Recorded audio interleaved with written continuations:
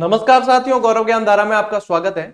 आज का ये अपना शॉर्ट सेशन इस डिस्कशन पे रहेगा कि अभी तक कोई भी वैकेंसी की सुगबुगाहट क्यों नहीं हो रही, आखिर क्या चल क्या रहा है, क्यों कोई वैकेंसी राजस्थान में आ नहीं रही है।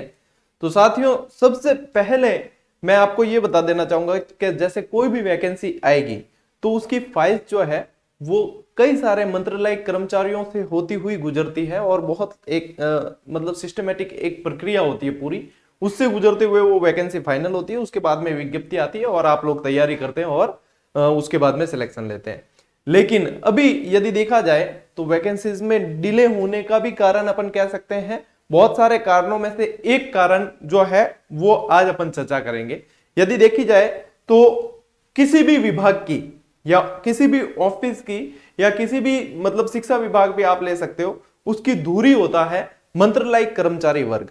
लेकिन वर्तमान में यदि आप देखेंगे तो मंत्रालय कर्मचारियों की एक बहुत बड़ी जो है स्ट्राइक चल रही है, हड़ताल चल रही है। यहां पे आप देख पाओगे कि लगभग 18 दिन हो गए हैं। 18 दिन से ये कल की इमेज है, तो 18 दिन से ये स्ट्राइक चल रही है। और जब तक मंत्रालय कर्मचारी व्यवस्थित रूप से काम नहीं करेंगे तो विभाग के काफी सारे काम अटकते हैं।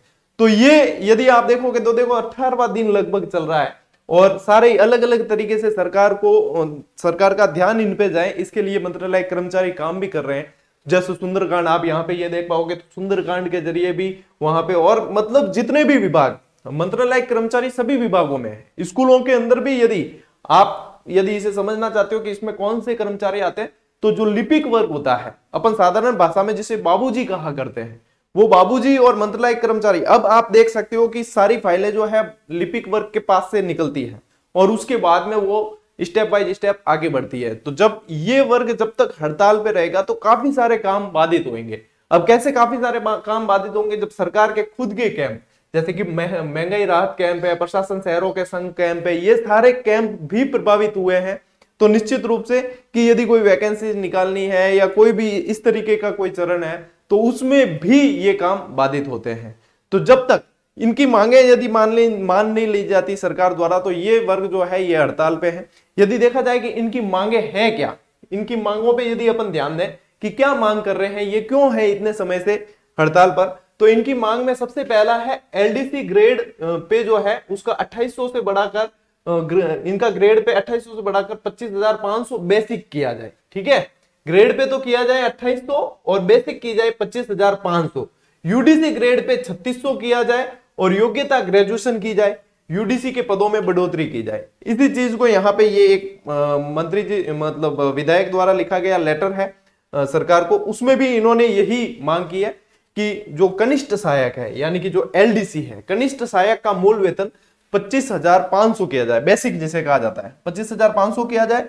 वरिष्ठ सहायक यानी यूडीसी को जो है 3600 ग्रेड पे किया जाए।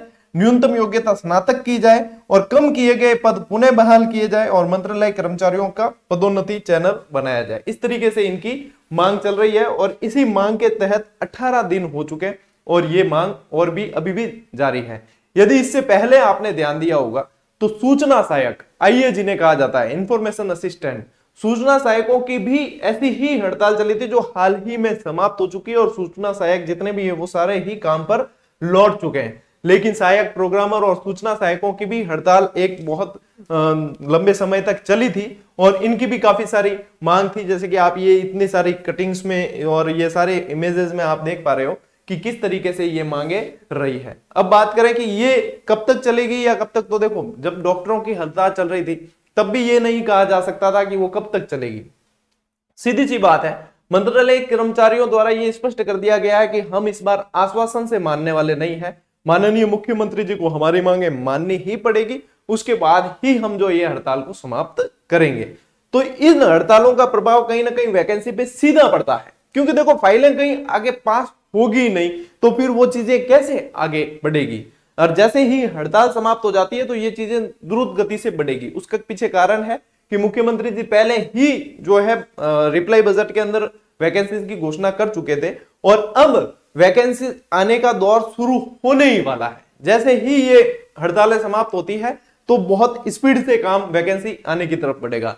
यदि बात करें कि सबसे पहले और सबसे बड़ी वैकेंसी कौन सी आ रही है, तो यदि आप शिक्षा विभाग में जाना चाहते हैं तो शिक्षा विभाग में सबसे पहले जो आने की वैकेंसी लग रही है वो है फर्स्ट ग्रेड, और एक बड़ी वैकेंसी आने वाली है क्योंकि काफी सारे फर्स्ट ग्रेड का प्रमोशन होके वीपी बनाए गए, वाइस प्रिंसिपल बना दिए गए हैं, तो बहुत सारी पोस्टें खाली हुई है। तो सबसे बड़ी और बहुत अच्छी वैकेंसी आने वाली है स्कूल व्याख्याता की। यदि आपके पास में पोस्ट ग्रेजुएशन है, यदि आप एमए कर चुके हैं, तो आपको स्कूल व्याख्याता की तैयारी दम लगा के अभी से कर लेनी चाहिए। क्यों? वैकेंसी आने के बाद मचती है भगदड़, और उस भगदड़ से बचने के लिए आपको भीड़ से 2 कदम आगे रहना पड़ेगा, तब आप बहुत अच्छी तरीके से अपने आप को संभालते हुए तैयारी कर पाओगे। दूसरी यदि मैं बात करूं तो जूनियर अकाउंटेंट की वैकेंसी बहुत जल्द आने वाली है।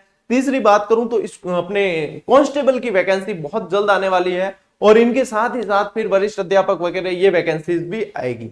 यदि बात करें कि सर ग्रेड 3 की, ग्रेड 3 से पहले एक रीट पात्रता परीक्षा होगी, तो पात्रता परीक्षा जरूर पहले होगी, क्योंकि जिनकी पात्रता क्लियर नहीं हो रखी या जिन्होंने अभी हाल ही में बीएड और बीएसटीसी करके निकले हैं, तो उनको भी तो शामिल किया जाएगा ग्रेड 3 में।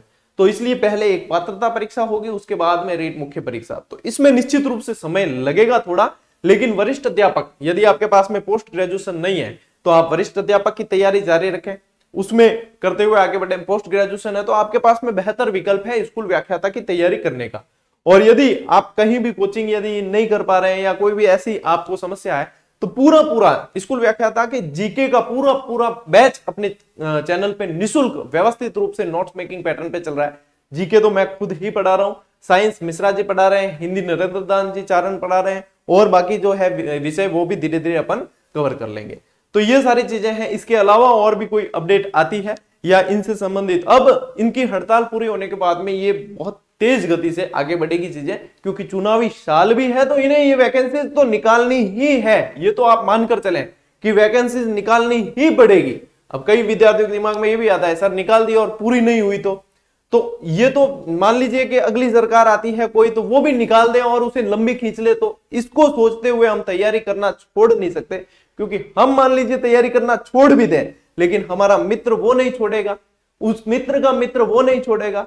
तो कहीं ना कहीं कंपटीशन में बने रहने के लिए यदि सरकारी नौकरी ही टारगेट बना रखा है तो तैयारी तो करनी ही है। आप साइड में यदि दूसरा काम करते तो भी नियमितता साथ में 2-4 घंटे की बनाकर रखेंगे तो आपको समस्याएं नहीं होगी। नहीं तो फिर आप बिल्कुल ही छोड़ के बैठे हैं, फिर आप सोचोगे कि मैं एकदम से ग्रो करूंगा, तो बहुत ज्यादा दिक्कतें हो जाएगी, बहुत ज्यादा समस्याएं हो जाती है, उसमें फिर अपने मनोबल भी टूटने लगता है और हम इतना ग्रो नहीं कर पाते। एक छोटे से सेशन के माध्यम से मैंने थोड़ी सी स्थिति क्लियर करने की कोशिश की है। यदि कोई और भी अपडेट मिलती है, कोई और भी जानकारी मिलती है, तो मैं बहुत जल्द आप तक ये जानकारी व्यवस्थित रूप से पहुंचा दूंगा। बने रहिए, मिलते हैं अगले वीडियो में, अगली क्लास में। तब तक के लिए राम राम, जय हिंद।